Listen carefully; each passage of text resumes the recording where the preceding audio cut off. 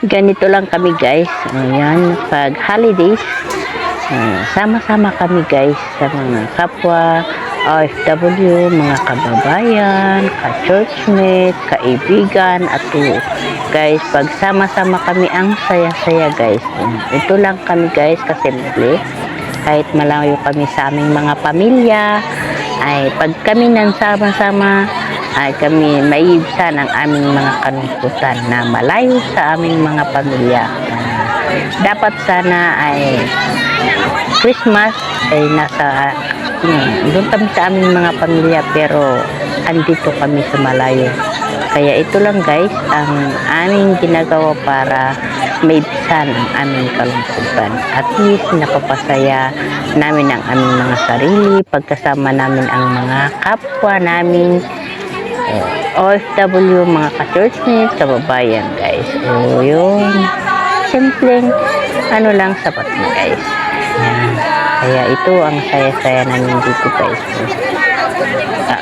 Yung iba nasa church, yung iba nasa beach, iba nag-hike, iba-iba guys. Ang dami namin mga OFW, pero iba-iba ang pinuntahan, may iba-ibang church na pinupuntahan, kaya yun, iba-iba guys. Kami nag-picture taking guys. Pagkatapos po ng program namin ay nag-take picture taking po kami guys. Bigla na lang lumitaw ang mga monkeys. Nag-showdown na sila guys. Nang pauwi na kami, picture taking na lang, at andun na mga monkey, mga unggoy. Nagsilabasan na sila guys. Nag-showdown na sila guys. Ang dami nila guys. Lahat sa baba, ang dami nila. Dito sa side, ang darating nilang mga yan. Tignan nyo naman guys. Nagpakita sila. Talagang nag-roam sila. Talagang nag-jungle sila sa mga puno. Ang lalaki na mga sabi ito po, tinakbo yung corn at kinain doon, nag-agaw ng mga grabe ito.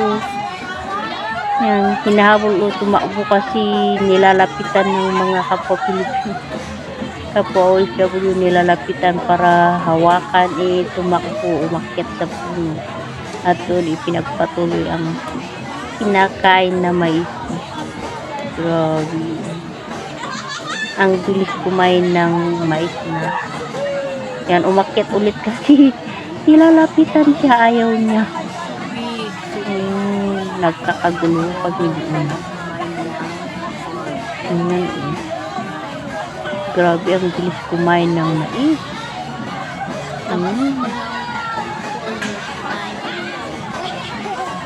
Hapon na guys, nung pauwi na kami, nagsilabasan na sila guys. Parang alam nila na uuwi na mga OFW. Nagsilabasan na sila. Parang nahulog Ang galing nila talaga sa matang unggoy. Talaga unggoy talaga sila. Ang layo-layo. Ayan. Sa taas ulit. Kumakain din ng corn yan guys. Tinakbo. Tinakbo ulit. Ayan. Umikyat sila sa corn.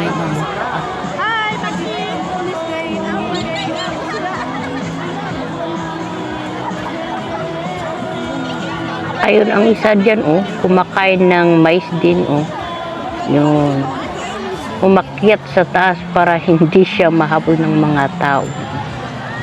Ayun, ang mga unggoy nagsilabasan na ng 6 o'clock na, ay 5, nagsilabasan na ng mga unggoy.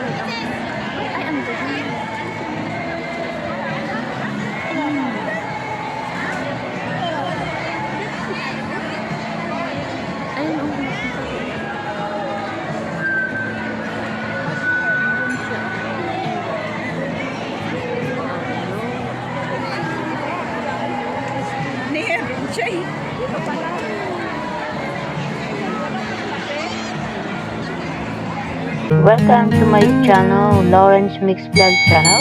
Please like, subscribe, and click the notification bell. Thank you.